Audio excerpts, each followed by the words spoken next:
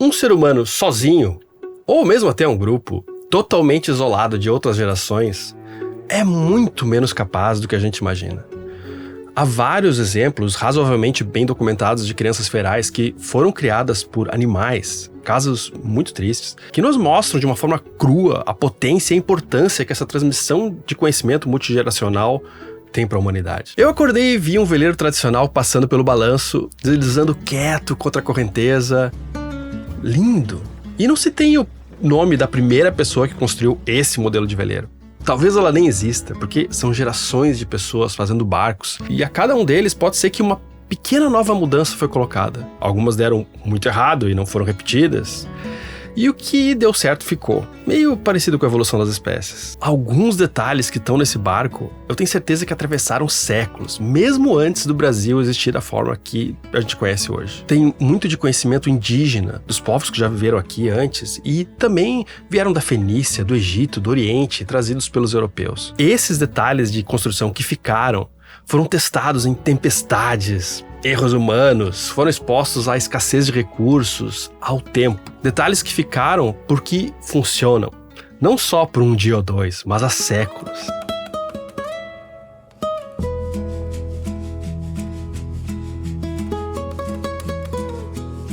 Eu notei que hoje tinham muitos barcos assim aqui em Mangue Seco.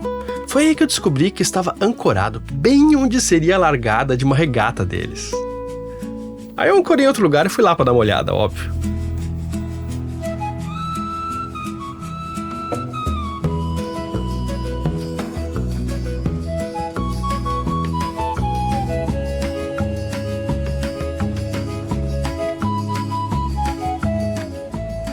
Opa, beleza? Quanto tempo passa essa regata aí, cara? O cara é dedicado. 4 anos. Vai ser a 4ª regata de Bom Jesus Navegantes aqui na Praia Mangue Seco. Quantos barcos vão participar? 15 embarcações, 5 da média e 10 da grande. Show. Boa sorte aí, galera. Obrigado. Um abraço. Eu descobri que essa é uma de uma série de regatas semelhantes em Sergipe ou aqui na fronteira com a Bahia, onde a gente tá agora, em Mangue Seco. E aí, cara, expectativa é a vitória? Como é que tá? Vitória, né? Bacana. E o bicho vai ser 3. Posso fazer umas perguntinhas aqui gravando? Com certeza. Tem muito treino aí no ano pra participar? Com certeza. Brincamos de Aroba e agora é a regata aqui do Mangue Seco. E nós estamos aqui. Amanhã é o Mosqueiro, é? Ah, tem um circuito de regatas aí. É, sim, é. Pô, eu vi eu velejo, eu moro naquele barco ali, né? Sim. E eu vi o pessoal velejando, pô, vai rápido, cara. E aqui nós estamos treinando, estamos se equipando para ser a largada ainda, sabe? E daqui a pouco começa. Tem chance de vitória aí? Com certeza. E amanhã é no Mosqueiro, amanhã. É, Mosqueiro lá, quem quiser participar, tá todo mundo convidado. Opa, Mosqueiro. Eu Mosqueiro, eu não conheço aqui. Aracaju. Ah, Aracaju. Na Orla Pôr do Sol. Ah, tá, eu vou pra lá, mas é daqui uns dias. Pronto, vai lá. Eu tô naquele veleiro ali. Pronto, o Rodrigo também faz parte desse veleiro aí, Rodrigo. Faz parte da Vera, é o barco Curimã. Valeu, abraço.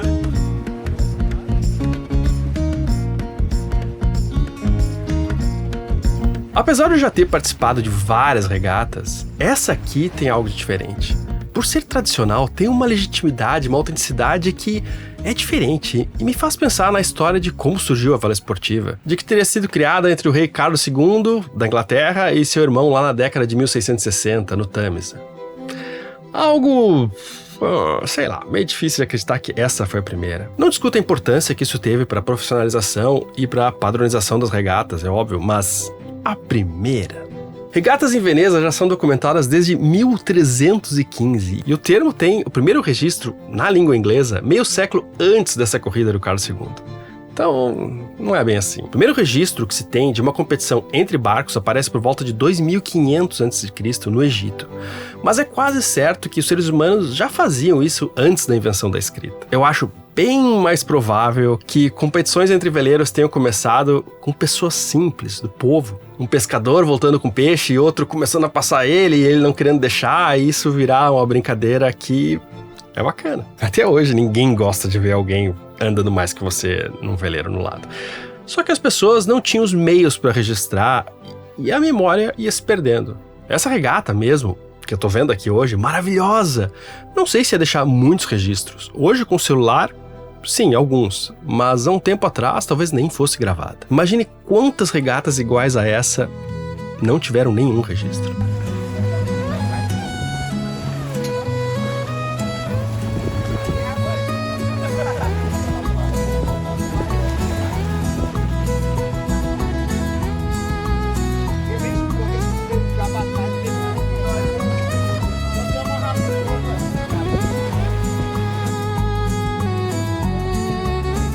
Quantos na tripulação aí?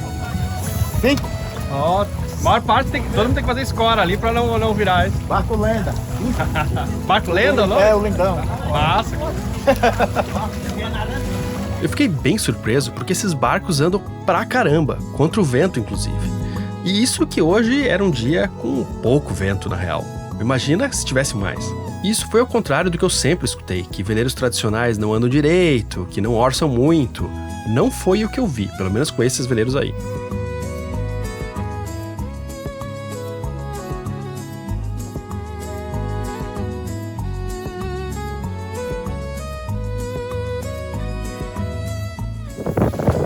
Aí, chance de vitória aí ou não? Chamar por Deus pra entrar mais uma, né? Show, cara. Como é que tá o vento hoje? Tá fraco? Tá bom, dá pra brincar. Mais forte é ruim também? É, com esses panos não é, tem que botar pano menor. Ah, tá, tem que diminuir, tem Todo vela. vento é ruim, mas é vento forte, botar pano pequenininho. Ah, vocês têm vela diferente pra cada... Tem todo tipo, cada vento. E de que é feita a vela? Botar pano mesmo. E essa aí também molhando, ela fica mais rápida também? Molha, mas a gente molha por causa do vento tem, pra não passar muito. Show. Quantos na tripulação aí? 4, copeiro.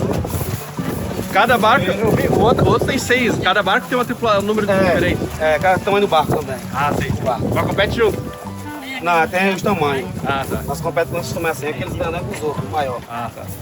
Essa galera, sem ter equipamentos chiques, com pouco dinheiro, construiu as próprias velas e quase tudo que você vê aí. E não fazem feio, não fazem mesmo. Imagina se desde criança, com toda essa tradição, tivessem um treinamento no iatismo. O Brasil ia ser uma potência maior ainda do que já é na vela. Lembrando que o Brasil faz parte da nata, da elite da vela no mundo. Inclusive a vela é um dos esportes que mais deu medalha para o Brasil em todas as Olimpíadas. Só que talvez falte uma conexão entre esses dois mundos.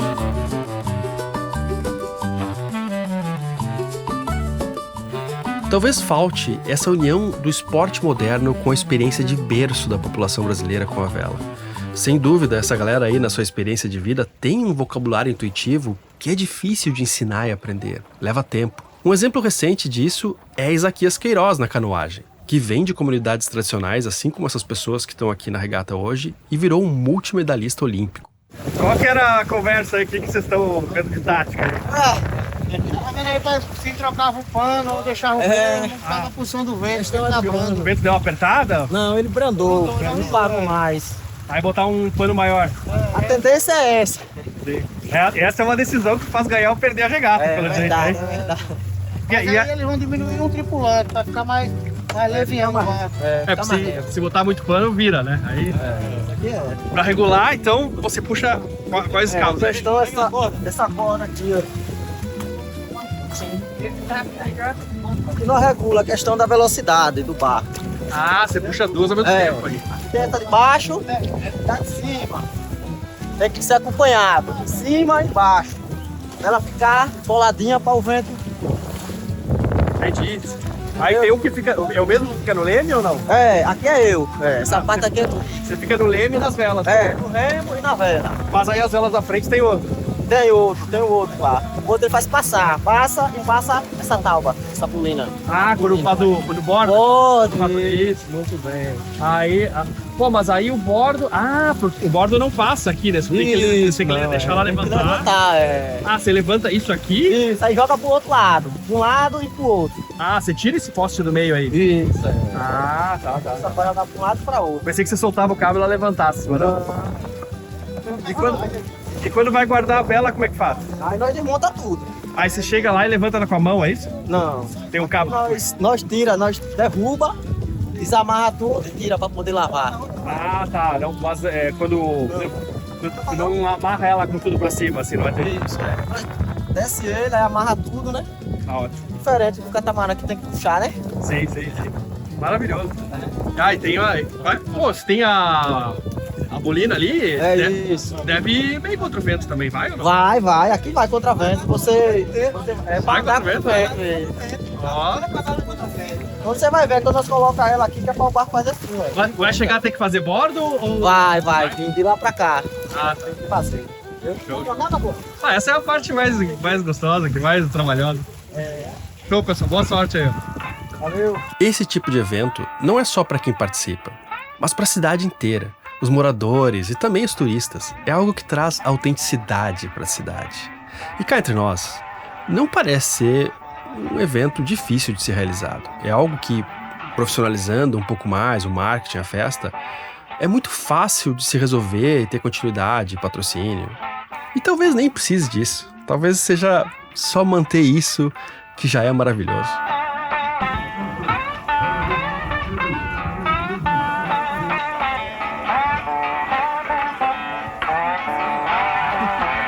Tava no meio do rio que nem um carrinho bate-bate. Misericórdia. Calma, Fê. Rola umas colisão às vezes ou não? Oi? Rola. Quebra isso aqui, Já sai daqui da praia já. Já vai. Falta muito ainda pra cena? Não, só organizar lá primeiro, segundo, terceiro lugar pra sair. Sorteio. Eu vivo em um barco e você deve imaginar que o vento, as correntes, as tempestades são obviamente riscos que eu tenho que estar sempre de olho. Mas há outros, que infelizmente nem todo mundo se liga. E hoje que estamos conectados de diversas formas na internet, do relógio até a conta do banco, podem causar estragos muito grandes. Tanto no financeiro, quanto até na sua privacidade. Podem expor você de maneiras que você não gostaria.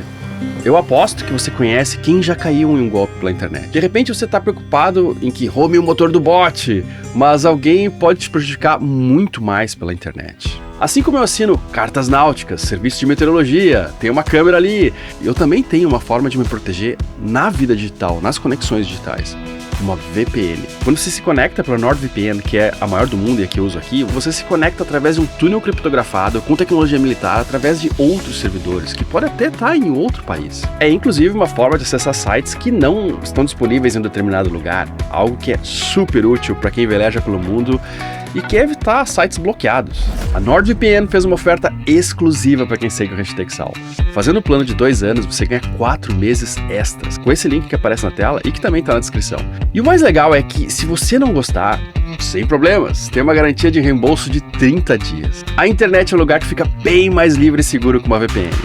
Menos bloqueios, menos limites geográficos e seus dados muito mais protegidos. Usa o link que tá aí e experimenta. Eu acho que vale bastante a pena. Aí tá mais fresquinho, né, cara? Então eu achei melhor eu já me posicionar para gravar a regata com drone, porque a raia é relativamente grande, não dá para ver tudo daqui. Havia um palco montado para a festa de final de ano, que seria hoje à noite. Mas na real, a regata de veleiros chamou bem mais atenção. Havia muito mais gente lá naquele canto da praia e com pouca sombra do que na festa à noite, que tinha bem mais estrutura. Para você ver como um evento desses é interessante para o público. E sem contar que parece não ter sido muito divulgado. Eu mesmo só soube em cima da hora. O tiro de largada é com fogos de artifício e é no estilo 24 horas de Le Mans, que você tem que ir até o carro. Todo mundo sai da praia, então não tem aquela concentração de uma regata mais tradicional. Essas velas coloridas, em contraste com a água, são muito cinematográficas. É algo bastante prazeroso de gravar. Se você está curtindo o episódio, deixa aí um like, porque ajuda muito a divulgar esse conteúdo, que não é muito o que o algoritmo do YouTube procura. Mas com a sua ajuda, se você acha que esse vídeo merece, ele pode alcançar muito mais pessoas. E se você gostou muito mesmo e quer ajudar significativamente, deixa um café para nós lá no Apoia-se. É só apontar a câmera do celular para a tela e seguir no site. E fazendo isso, você entra no grupo de apoiadores, onde eu estou sempre lá. O link também está na descrição. O público ia acompanhando os barcos quase em cima deles, e eu fiquei bem preocupado que algum deles batesse nas pedras na hora. Mas essa saída colada na vila é genial, é linda, porque faz todo mundo participar. Vale lembrar que os barcos aqui estão contra a correnteza e contra o vento orçando. Essa primeira perna é uma orça de um bordo só, mas quando subirem o Rio Real de novo, no final, lá da Puntal, é totalmente contra o vento. Infelizmente, Ou felizmente, eu não sei. A melhor forma de assistir uma regata é estando dentro dela. Tem coisas que acontecem ali dentro do barco que só quem estava sabe ou entende. Depois daquela adrenalina da largada, de todos os barcos coloridos, colados e o público na volta, começa uma parte mais fria, mais íntima conforme você se afasta da largada. Cada barco vira um pequeno mundo. E se tem uma pequena ideia do que acontece com os outros planetas ao seu redor.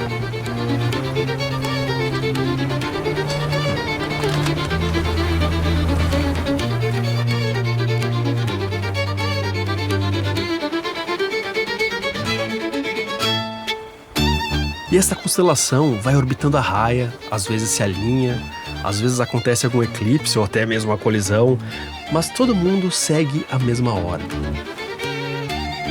A Ana ia gravando eles quando passavam pelo balanço, era a minha câmera 2. Mas eu vi que tinha mais gente filmando nesses barcos aí.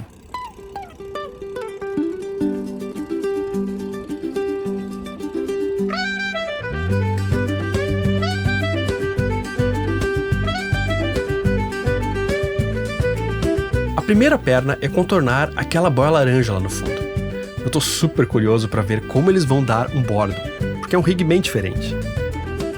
Enquanto isso, lá na vila ia começar a largada da outra categoria. Os barcos ficam na praia com as velas panejando contra o vento, esperando o tiro de largada. Enquanto isso, a primeira categoria já está quase contornando a boia.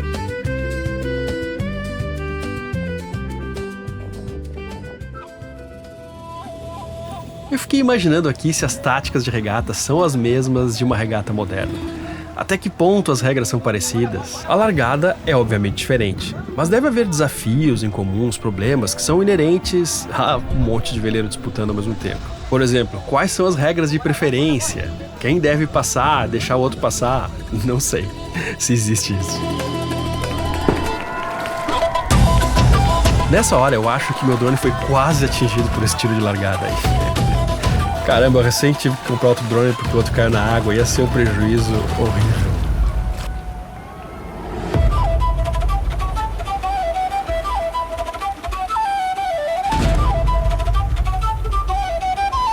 Há boias na largada também, que eu só vi nesse take. Aqui dá pra ver como os remos são usados como leme. A outra categoria já estava lá na frente e o balanço no canto superior direito da tela.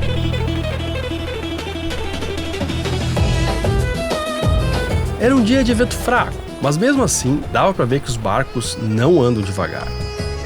Eu cheguei a ver um deles velejando com vento realmente forte e é impressionante.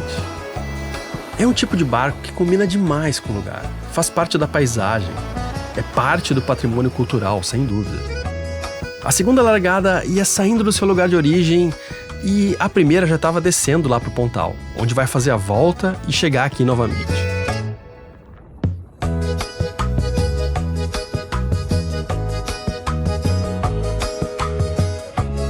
Fiquei muito feliz de ter tido a chance de ter registrado uma regata assim, ainda mais do jeito que aconteceu. Isso me fez lembrar que existem muitas velas diferentes. Aqui eu vivo, é só um recorte, pequeno no tempo pelo menos. Às vezes a gente pode cair na armadilha de achar que é o único recorte que existe e ter um monte de certezas imbecis dessas. Mas aqui, e imagino que em outros pontos do Nordeste, a gente é lembrado de que o mundo real é muito maior do que aquele na nossa cabeça. Velejar nesses barcos é algo muito físico. Me lembra um pouco um Hobbycat ou outro barco bem esportivo. Tem que fazer bastante escola. Eles colocam os pequenos mastros de onde sai um cabo com uma espécie de rede, onde fica mais fácil fazer o contrapeso. E mais seguro também, eu acho. Mais brasileiros podiam ter esse tipo de barco, construir, reformar ou adotar um. É um day-sailor maravilhoso, acessível e veleja bem. Além de ter uma dignidade, uma personalidade brasileira nele que é difícil outro barco ter. Alguns outros barcos tradicionais, como a canoa de tolda de São Francisco, poderiam servir para passeios mais longos e até dormir nelas. E se não estes exatamente, quem sabe não está aí a inspiração para barcos mais acessíveis e absolutamente testados ao longo de séculos. Não deixar esses barcos morrer, ou pelo menos a tradição deles, traz uma dignidade enorme para a náutica brasileira. Não é uma questão de negar a modernidade, mas sim de não jogar fora o conhecimento acumulado de séculos e aproveitar ideias que podem inspirar o novo.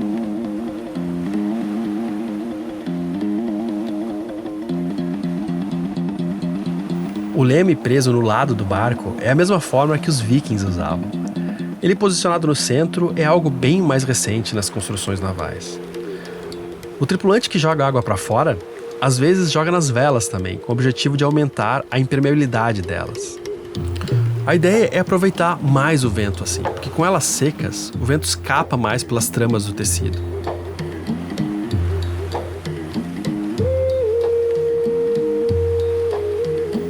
Morar um tempo em Mangue Seco e ver isso é muito mais do que eu esperava nessa região.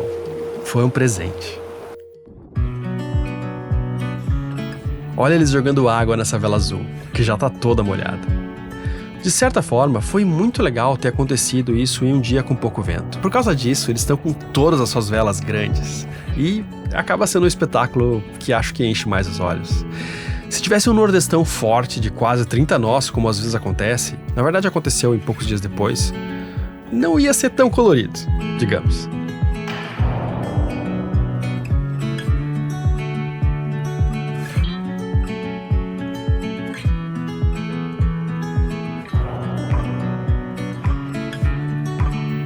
É uma disputa, é um esporte, mas é uma festa também.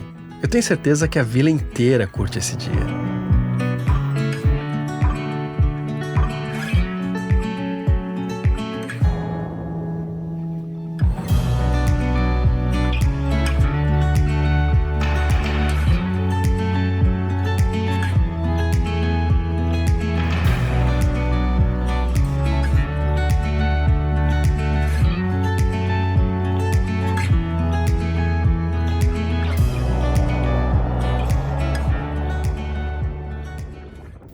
Essa era uma manobra que eu queria ver, como eles fazem o bordo.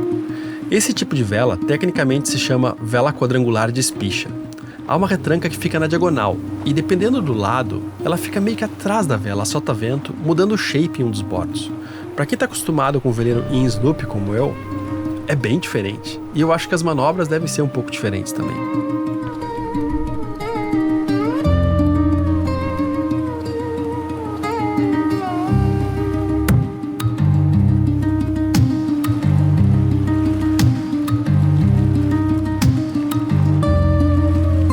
Ele usa o leme, que como eu falei é um remo também, para ajudar na orça do bordo, para conseguir passar para o outro lado. Algo que não funciona muito bem nos nossos veleiros, não tem esse mesmo poder, que não dá para levantar ele da água. Parece que tem que ajudar com a mão para a vela passar para o outro lado também. É um pouco mais complexo do que no meu barco.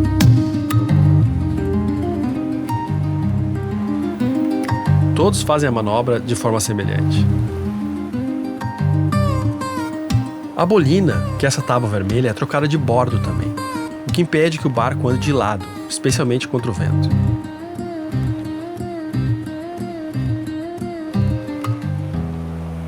Nada vem do nada. Quando alguém compõe uma música, no mínimo as 12 notas não foi o compositor que inventou. Ser criativo, inovador, é reorganizar as formas que se tem em um vocabulário. Se todos precisassem reinventar a roda a cada dia, a cada nova peça de tecnologia humana, a gente não ia muito mais longe que a maioria dos animais, nesse sentido da tecnologia. O que eu falo aqui não é um discurso contra a inovação, é justamente o contrário. A inovação precisa de um repositório de soluções, problemas, experiências. Ainda mais valiosas são essas experiências se forem específicas da nossa costa, do nosso mar, das nossas necessidades aqui. A gente tem uma tradição náutica incrível e de alguma forma parece que decidimos que a vela começou no início do século XX no Brasil, pelo menos a vela esportiva, o que não é verdade. Não pode ser verdade. Somos muito mais ricos do que isso. Temos pelo menos 500 anos de um laboratório orgânico, baseado na experiência de diversas gerações de pessoas que já percorreram essa costa inúmeras vezes velejando. Só que a gente está jogando isso fora. Essa é a verdade. E cada vez num ritmo maior. Cada dia é mais raro ver esse tipo de barco, e o dia de hoje me mostrou que os velejadores que transportam carga, os pescadores, não querem largar a vela. É óbvio que eles também querem ter um motor para quando falta o vento, ou quando ele está muito contra e tem que fazer muito bordo para chegar no lugar, Mas não sei se eles querem depender só dele, se querem deixar de aproveitar essa energia livre que não precisa ser carregada e quase não precisa de manutenção. Sem falar que não é só uma questão prático-econômica, é cultural também, de identidade, de ser um navegador com mais experiência, com mais vocabulário, de saber fazer o que os seus avós sabiam, somando ao que é moderno. Essa nova onda de novos cargueiros modernos à vela é um exemplo exato disso. Na verdade, é uma pena que muito da vela comercial, em grande escala, se perdeu. Esse é um conhecimento que, em algum momento, perdeu parte da sua função econômica e hoje, com a automação e inteligência artificial, volta a ser economicamente relevante. Eu te garanto que essas empresas não estão fazendo isso só porque é bonito. Quando o moderno cai na mão de um povo sem tradição em uma área, sem base e experiência, geralmente é só uma cópia. É apenas seguir o que já foi determinado. Mas quando esse mesmo moderno encontra uma tradição e esse povo sabe somar as duas experiências e sabe valorizar também o que já sabe, sem medo de misturar as duas coisas, aí pode surgir alguém que também lidera. Parece distante, parece até mesmo loucura, mas talvez quando falaram em fazer a Embraer, também parecia uma loucura. Nos veleiros a gente já tem uma indústria no Brasil. É até mais perto, talvez. Se você acha importante que o Hashtag Sal divulga e quer ver mais conteúdos assim por aqui, torne-se também um apoiador. Em 2026, há vários projetos novos saindo do forno e a sua ajuda é essencial. É só apontar a câmera do celular pra tela aqui, pegar o QR Code e deixar um café pra gente lá pra equipe do Hashtag Sal, porque hoje não é só eu mais. E se você chegou até aqui no vídeo e é um Hashtag Sal raiz mesmo, deixa um comentário que tem as palavras veleiros tradicionais, que eu vou responder todos os comentários nos primeiros 2 dias de lançamento do vídeo.